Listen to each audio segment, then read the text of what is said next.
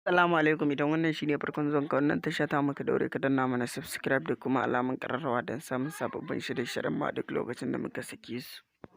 Ana ta kishin cewa nan da 'yan awanni za a san waɗanda za su zama ministoci a Najeriya. Bola Ahmed Tinubu zai tura majalisar dattawa da sunayen waɗanda zai yi aiki da su a FEC. Abuja kwana 4 suka rage a doka domin fitar da sunayen ministoci.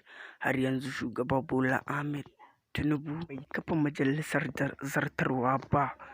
A cikin wani rahoto da Bijiwa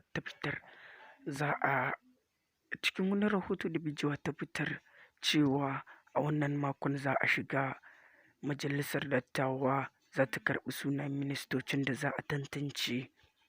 Sai dai har yanzu majiyoyi sun shaida cewa mutanen da shugaban ƙasa yake so su zama ministoci ba tukunna bai kai ta burin majalisa ba.